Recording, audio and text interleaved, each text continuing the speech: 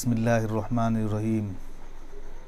باب ما جاء فی الوضوء مرتن مرتن۔ اس باب میں امام ترمذی رحمۃ اللہ علیہ حضور صلی اللہ علیہ وسلم سے وضو ایک بار یعنی اعضاء کو، جیسے کہ چہرے کو دھونا ایک بار، ہاتھوں کا دھونا ایک بار اور پیروں کا دھونا ایک بار، اس کا ثبوت فرمایا ہے۔ اور یہ چیز علم میں رہنی چاہیے کہ بیان جواز کے لیے حضور صلی اللہ علیہ وسلم نے ایک بار کا بھی وضو فرمایا ہے، دو بار کا بھی وضو فرمایا ہے، جیسے کہ اگلا باب امام ترمذی رحمۃ اللہ علیہ قائم فرما رہے ہیں کہ باب ما جاء فی الوضوء مرتین مرتین، اور تین بار بھی آپ نے وضو فرمایا، اور جو آپ کا اکثری عمل تھا اس کے لیے بھی امام ترمذی رحمۃ اللہ علیہ نے اس کے باب والا باب قائم فرمایا ہے کہ باب ما جاء فی الوضوء ثلاثاً ثلاثاً۔ تو 1، 2 اور 3 سب کا ثبوت حضور صلی اللہ علیہ وسلم سے ہے۔ جائز ہونے کو بتلانے کے لیے آپ نے یہ فرمایا ہے، لیکن آپ کا جو اکثر عمل آپ کا جو تھا وہ 3 کا تھا، اور امت کو جو اخذ کرنے کا حکم دیا گیا ہے وہ اس عمل کو اخذ کرنے کا حکم دیا گیا ہے کہ جو آپ کا اکثری عمل ہو، ورنہ بیان جواز کے لیے جہاں بھی آپ نے کوئی دوسرا عمل اختیار کیا ہے، کبھی کبھار آپ سے وہ عمل صادر ہوا ہے، اس کو امت کو لینے کے لیے نہیں ہے، بلکہ امت کو لینے کا حکم ان عمل میں ہوا ہے کہ جو عمل اکثری آپ کا رہا ہے۔ اکثر و بیشتر آپ 3 مرتبہ اعضاء کو دھویا کرتے تھے، چہرے کو آپ 3 مرتبہ دھوتے تھے، ہاتھوں کو بھی 3 مرتبہ دھوتے تھے، اور اسی طرح کلی بھی 3 مرتبہ، ناک میں پانی بھی 3 مرتبہ، اور پیروں کو بھی 3 مرتبہ دھویا کرتے تھے۔ تو 3 کے عمل کو امت کو لینا ہے، اور 1 اور 2 کا عمل آپ نے اس لیے فرمایا تاکہ معاملہ آسان ہو جائے، ضرورت جیسی پڑے، اگر پانی کی قلت ہے تو 1 سے کام چلا لیا جائے، اور 1 مرتبہ کا دھونا تو فرض ہے، اور 2 مرتبہ یعنی 2 مرتبہ اعضاء کو دھونا یہ جائز ہے، اور اس کو چھوٹی سنت کہا جا سکتا ہے کہ یہ چھوٹی سنت ہے، لیکن کامل سنت جو ہے وہ 3 مرتبہ کا دھونا ہے۔ تو 1 مرتبہ کا دھونا فرض ہے، 2 مرتبہ دھونا جائز ہے، یا اس کو چھوٹی سنت بھی کہا جا سکتا ہے، اور 3 مرتبہ دھونا یہ کامل سنت ہے۔ اور 3 سے زیادہ دھونے کے سلسلے میں حدیث امام ترمذی رحمۃ اللہ علیہ لائے ہیں، اور ائمہ کے اقوال اور تابعین رحمہ اللہ کے اقوال بھی لائے ہیں۔ تو اس میں بعض حضرات کہتے ہیں کہ یہ 3 سے زیادہ دھونا اگر کوئی عذر نہ ہو تو یہ بدعت ہے، اور کوئی یہ ذکر کرتا ہے کہ وہ گنہگار ہوگا، عاصم ہوگا، گنہگار ہوگا۔ بہرکیف اگر کوئی عذر نہیں ہے تو 3 ہی مرتبہ دھونا چاہیے، اور کوشش یہ ہونی چاہیے کہ 3 مرتبہ سے وہ زیادہ تجاوز نہ کرے۔ تو پہلی حدیث پہلے باب میں جو امام ترمذی رحمۃ اللہ علیہ لا رہے ہیں کہ 1 مرتبہ کا دھونا ہے، عن ابن عباس رضی اللہ تعالی عنہما ان النبی صلی اللہ علیہ وسلم توضأ مرتن، حضرت ابن عباس سے مروی ہے کہ نبی صلی اللہ علیہ وسلم نے وضو فرمایا ایک بار۔ حضرت امام ترمذی رحمۃ اللہ علیہ نے اس حدیث کے سلسلے میں قال ابو عیسیٰ سے فرمایا کہ حدیث ابن عباس احسن شیء فی ھذا الباب واصح، وروى رشدین بن سعد وغیرہ ھذا الحدیث عن الضحاک بن شرحبیل عن زید بن اسلم عن ابیہ عن عمر بن الخطاب ان النبی صلی اللہ علیہ وسلم توضأ مرتن ولیس ھذا بشیء، والصحیح ما روى ابن عجلان وہشام بن سعد وسفیان الثوری وعبد العزیز بن محمد عن زید بن اسلم عن عطاء بن یسار عن ابن عباس عن النبی صلی اللہ علیہ وسلم۔ اس میں لیس ھذا بصحیح کہہ کر کے امام ترمذی رحمۃ اللہ علیہ یہ فرمانا چاہتے ہیں کہ زید ابن اسلم عن ابیہ عن عمر کی جو روایت ہے یہ صحیح نہیں ہے۔ لیس ھذا بصحیح سے یہ اس سند کو کہ عدم صحت کا ذکر فرما رہے ہیں۔ وجہ اس کے صحیح نہ ہونے کی یہ ہے کہ اس سند میں جو رشدین ابن سعد ہیں یہ کان من الصالحین و ادرکتہ غفلۃ الصالحین، مطلب یہ ہے کہ یہ صالحین میں سے ہیں۔ یہ جو رشدین ابن سعد ہیں یہ بہت صوفی ہیں، احتیاط نہیں برتتے ہیں، ان کی روایت نہیں لی جاتی ہے، جیسے کہ مقدمہ مسلم میں یہ چیز موجود ہے۔ مطلب یہ ہے کہ بزرگ اور پارسا سبھوں کو اپنوں جیسا یہ سمجھنے لگتے ہیں، اور جس کو بھی دیکھتے ہیں سب کو، جس کو بھی پارسا ظاہر طور پر دیکھتے ہیں، بزرگ دیکھتے ہیں، تو وہ ان سے روایت کو لے لیتے ہیں۔ تو حدیث کی سند میں زیادہ کھوج تاج اور زیادہ جو ہے قرید وغیرہ نہیں کرتے تھے، لہٰذا ان کی روایت قابل قبول نہیں ہے، وہ یہ فرمانا چاہتے ہیں۔ تو اس میں ابن مبارک نے فرمایا ہے کہ جو ایک مرتبہ سے دھویا، زیادہ دھویا، 2 یا 3 اور 3 سے بھی زیادہ اگر دھو دیا تو وہ فرماتے ہیں کہ وہ گنہگار ہوگا۔ اور اس کے بعد والے باب میں بھی ابن مبارک لا آمنوں کے قول کو امام ترمذی رحمۃ اللہ علیہ بیان فرما رہے ہیں، اور 2 مرتبہ کی روایت جو امام ترمذی رحمۃ اللہ علیہ اس کے بعد والے باب میں لا رہے ہیں، اس میں حضرت ابو ہریرہ رضی اللہ تعالیٰ عنہ سے روایت ہے کہ نبی صلی اللہ علیہ وسلم نے توضأ مرتین کہ آپ صلی اللہ علیہ وسلم نے 2 مرتبہ وضو فرمایا۔ اس سلسلے میں امام ترمذی رحمۃ اللہ علیہ فرماتے ہیں کہ قال ابو عیسیٰ ھذا حدیث حسن غریب لا نعرفه الا من حدیث ابن ثوبان عن عبداللہ ابن الفضل وھذا اسناد حسن صحیح۔ فرماتے ہیں کہ یہ غریب صرف ایک ہے، یعنی ایک کی وجہ سے ہے کہ ابن ثوبان عن عبداللہ ابن الفضل کی وجہ سے اس میں وہ غربت ہے، یہ وہ غربت نہیں ہے کہ جس میں حدیث کمزور ہو جاتی ہے۔ اور سلاسن کا جو ذکر آیا ہے کہ مرتین اس کے بعد بھی سلاسن کا ہے، حضرت جابر سے بھی روایت ہے جس کو وفی الباب میں امام ترمذی رحمۃ اللہ علیہ بیان فرماتے ہیں کہ وفی الباب عن جابر وقد روی عن ابی ہریرہ ان النبی صلی اللہ علیہ وسلم توضأ سلاسن۔ تو باب میں جو روایت لائے ہیں اس کے تحت میں تو حضرت ابو ہریرہ کی وہ روایت ہے کہ توضأ مرتین، مگر یہی حضرت ابو ہریرہ ہیں، ان سے یہ روایت بھی مروی ہے، یعنی 3 والی روایت بھی مروی ہے۔ اس کے بعد امام ترمذی رحمۃ اللہ علیہ 3 کا باب لا رہے ہیں کہ باب ما جاء فی الوضوء سلاسن، اس میں حضرت علی ہیں، ان علی بن رضی اللہ تعالیٰ عنہ ان النبی صلی اللہ علیہ وسلم توضأ سلاسن۔ حضرت علی سے مروی ہے کہ نبی صلی اللہ علیہ وسلم نے 3 بار وضو کیا۔ 3 مطلب یہ ہے کہ وہی کہ وضو کو جہاں دھونا ہے وہاں 1 2 نہیں بلکہ 3 بار آپ نے دھویا، آپ نے وضو فرمایا۔ اور قال ابو عیسیٰ سے حضرت امام ترمذی رحمۃ اللہ علیہ ایک چیز بیان فرمانا چاہتے ہیں۔ قال ابو عیسیٰ حدیث علی احسن الشیء فی ھذا الباب واصح والعمل على ھذا عند عامة اہل العلم ان الوضوء یجزئ مرة ومرتين افضل وافضله ثلاث وليس بعده شیء۔ وہی بات ہے کہ اکثر اہل علم کے نزدیک اسی پر عمل ہے کہ 1 مرتبہ تو کافی ہے کیونکہ یہ فرض ہے،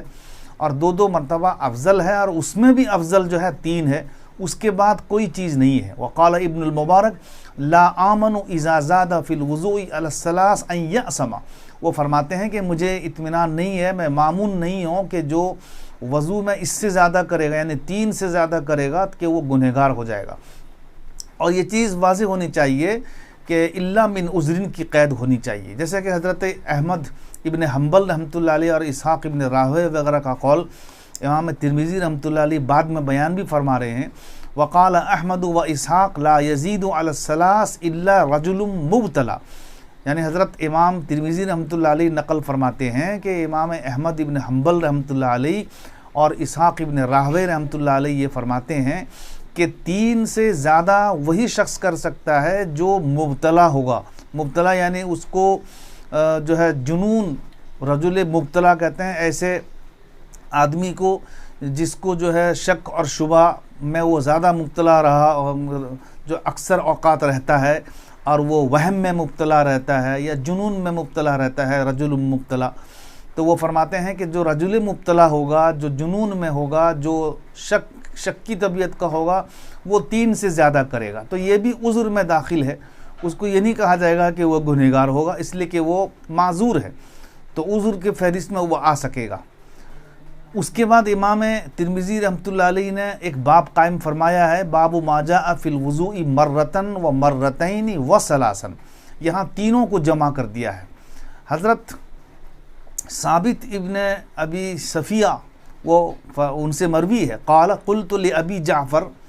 حدثک جابر ان النبی صلی اللہ علیہ وسلم توضأ مرتن مرتین و مرتین مرتین و ثلاثا ثلاثا قال نعم، یعنی وہ انہوں نے پوچھا کہ آپ کو حضرت جابر رضی اللہ تعالیٰ عنہ نے یہ روایت کی ہے کہ نبی صلی اللہ علیہ وسلم نے ایک بار وضو فرمایا، 2 بار اور 3 بار؟ انہوں نے فرمایا ہاں۔ یہ بھی ایک طریقہ تھا، ایک طریقہ یہ تھا کہ حدیث استاد کے سامنے پڑھی جائے اور اس وقت میں استاد جو ہے سنے، اور دوسرا طریقہ یہ کہ استاد خود پڑھے اور طلبہ سنیں۔ جب استاد خود پڑھے گا تو وہاں حدثنا یا اخبرنا کا لفظ لایا جائے گا، اور جب نہیں پڑھے گا، جب اس کے سامنے کسی حدیث کے بارے میں پوچھا جائے تو وہ جب کہہ دیا نعم، تو یہ بھی ایک اجازت کا سلسلہ ہے، نعم کے کہہ دینے سے یہ بھی ایک چیز کی صورت یہاں بن سکتی ہے۔ یہ پہلے زمانے میں کئی طریقے اس میں رائج ہوتے تھے، تو وہ یہی طریقہ اس میں ایک یہ بھی ہے کہ جب انہوں نے پوچھا تو انہوں نے جواب دے دیا کہ ہاں ایسا پوچھا ہے اور ایسا کہا ہے۔ اس کو ایک طریقے سے اور بھی بیان فرماتے ہیں امام ترمذی رحمۃ اللہ علیہ، وہ فرماتے ہیں قال ابو عیسیٰ وروا وکیع ھذا الحدیث عن ثابت بن ابی صفیہ قال قلت لابی جعفر حدثک جابر ان النبی صلی اللہ علیہ وسلم توضأ مرتن مرتن قال نعم۔ اس کو امام ترمذی رحمۃ اللہ علیہ دوسری سند سے بھی بیان فرماتے ہیں، حدثنا بذلک حناد وقتیبۃ قال حدثنا وکیع عن ثابت وھذا اصح من حدیث شریک لأنه قد روی من غیر وجہ ھذا عن ثابت ونحو روایت وکیع وشریک کثیر الغلط وثابت بن ابی صفیہ هو ابو حمزۃ الصومالی۔ امام ترمذی رحمۃ اللہ علیہ یہاں پر انہوں نے ایک فیصلہ کیا ہے کہ حدیث میں جو شریک ہیں وہ اچھے راوی ہیں۔ شریک ابن عبداللہ کوفی النزعی القاضی ان کا پورا نام ہے، تالیق بخاری میں حضرت بخاری رحمۃ اللہ علیہ نے ان سے روایت لی ہے، امام مسلم نے بھی ان سے روایت لی ہے، لہٰذا یہ ثقہ ہیں، لیکن تھوڑی سی کمزوری ہے، اسی وجہ سے امام بخاری اصول میں یہ حدیث ان سے روایت انہوں نے نہیں کی ہے۔ امام مسلم نے ان سے روایت اس وجہ سے لی ہے کہ یہ دوسرے درجے کے راوی ہیں، اور امام مسلم رحمۃ اللہ علیہ ایسے راویوں کی روایت کو لیتے ہیں جو دوسرے درجے کے راوی ہوتے ہیں، ان سے وہ اس روایت کو وہ لیتے ہیں، یعنی شواہد اور متابعات میں لیتے ہیں۔ تھوڑی سی کمزوری کیا ہے ان کے اندر تھوڑی سی کمزوری یہ ہے کہ یہ کثیر الغلط ہے، جیسا کہ امام ترمذی رحمۃ اللہ علیہ نے فرمایا کہ کثیر الغلط۔ شریک کے استاد ثابت ہیں جو رافضی ہیں، یعنی شیعہ سے ایک قدم اور آگے۔ ثابت کے استاد ابو جعفر ہیں، یعنی محمد الباقر۔ باقر کے معنی چیرنے والے، علم کے چیرنے والے ہیں، اس لیے ان کو باقر کہا جاتا ہے۔ ثابت نے ابو جعفر سے سوال کیا کہ حضرت جابر نے یہ حدیث آپ سے بیان کی؟ جواب دیا کہ جی ہاں۔ جب کسی محدث کے سامنے کوئی حدیث پڑھی جائے تو محدث اس کو غور سے سنے، اس کا سن لینا حدیث کی اجازت کے لیے کافی ہے، جیسے کہ ابھی میں نے اس کے سلسلے میں عرض کیا ہے۔ تو استاد کا نام کہنا ضروری نہیں ہے، اگر سن لیا بس کافی ہے۔ تو جب حضرت وکیع نے محمد الباقر سے پوچھا کہ کیا حضرت جابر نے آپ سے یہ روایت کہ ان النبی صلی اللہ علیہ وسلم توضأ مرتن مرتن کی ہے، فرمایا کہ ہاں۔ اب یہاں تعارض ہو گیا کہ محمد الباقر کے سامنے جب ابن ابی صفیہ نے یہ بیان کیا کیا یہ روایت ان النبی صلی اللہ علیہ وسلم توضأ مرتن مرتن و مرتین مرتین ثلاثا ثلاثا بیان کیا، کہا کہ ہاں۔ جب تعارض ہوا تو حضرت وکیع کی روایت صحیح ہے حضرت شریک کی جو روایت کے مقابلے میں۔ جب اب امام پر اعتراض ہوا کہ جب شریک کی روایت صحیح نہیں تو آپ نے اتنا لمبا چوڑا عنوان کیوں باندھا ہے، جواب دیا گیا کہ شریک کمزور ہیں مگر ثقہ ضرور ہیں، ثقہ کی زیادتی قابل قبول ہے۔ تو خلاصہ یہ نکلا کہ حدیث شریف میں جہاں جہاں ایک ایک دو دو تین تین کا ذکر آیا ہے، وہاں تین اوقات میں تین طرح کا وضو مراد ہے، کہ کبھی آپ نے اس طرح وضو فرمایا ایک ایک بار، کبھی دو دو بار، کبھی تین تین بار، اور کبھی نہیں بلکہ اکثر و بیشتر آپ تین مرتبہ اعضاء کو دھویا کرتے تھے۔ عادت شریفہ آپ کی جو عام تھی وہ تین کی تھی، جیسا کہ اس کے پہلے عرض کیا۔ یہ مطلب نہیں ہے کہ ایک ہی وقت میں آپ نے تینوں حالات کو جمع کر دیا ہے، مثلا ہاتھ ایک مرتبہ دھویا ایک ہی وضو میں، چہرہ دو مرتبہ دھویا، پیر جو ہے تین مرتبہ دھویا، ایسا نہیں ہے، بلکہ یہاں تین اوقات میں تین طرح کا آپ نے وضو فرمایا ہے، یہ مطلب ہونی چاہیے۔ چنانچہ اس کے بعد والا باب جو امام ترمذی رحمۃ اللہ علیہ نے قائم فرمایا ہے کہ باب فی من توضأ بعض وضوئہ مرتین و بعضہ ثلاثا، اس کا مطلب یہی ہے۔ اس کا مطلب یہ نہیں ہے کہ ایک ہی وضو میں جب ہاتھ دھویا تو تین بار، یا مطلب چہرہ دھویا تو دو بار، ہاتھ دھویا تو تین بار یا ایک بار، اور ایک ہی وضو میں، یہ مطلب نہیں ہے۔ اس سلسلے میں بھی امام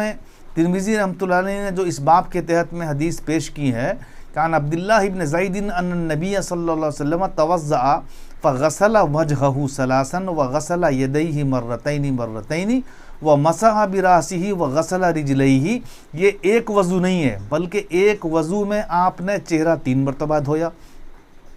دوسرے اوقات میں دوسرا وضو جو آپ نے فرمایا تو دو دو مرتبہ ہاتھ دھویا، تو تیسرے اوقات میں تیسری دفعے میں مرتبے میں جب آپ نے پیر میں دھویا تو وہاں ایک مرتبہ یا دو مرتبہ، تو یہ سب اوقات کے اعتبار سے ہے، حالات کے اعتبار سے ہے۔ اور حدیث چونکہ صحیح ہے اس لیے امام ترمذی رحمۃ اللہ نے فرمایا کہ ھذا حدیث حسن صحیح وقد ذکر فی غیر حدیث ان النبی صلی اللہ علیہ وسلم توضأ بعض وضوئہ مرۃ و بعضہ ثلاثا وقد رخص بعض اہل العلم فی ذلک لم يروا بأسا ان يتوضأ الرجل بعض وضوئہ ثلاثا وبعضہ مرتين او مرۃ۔ تو اس کا مطلب وہی ہے، امام ترمذی جو یہاں فرما رہے ہیں کہ بعض اہل علم نے رخصت دی ہے، کہ انہوں نے کوئی حرج نہیں سمجھا ہے کہ ایک آدمی اپنے وضو کو تین تین بار کرے، یا بعض کو دو بار اور بعض کو ایک بار۔ اس کا مطلب یہی ہے ایک وضو میں نہیں بلکہ ایک وقت میں ایک ایک، جب ایک کو اپنایا ہے تو وضو کے ہر عضو میں ایک کو اپنائے، جب دو کو اپنایا ہے تو وضو کے ہر عضو میں دو کو اپنائے، جب تین کو اپنایا ہے تو تین کو اپنائے۔ لیکن یہ چیز واضح ہونی چاہیے، یہ صرف بیان جواز کے لیے آپ سے ثابت ہے، ورنہ آپ کا اکثری فعل جو ہے وہ تین کا رہا ہے۔ واللہ اعلم۔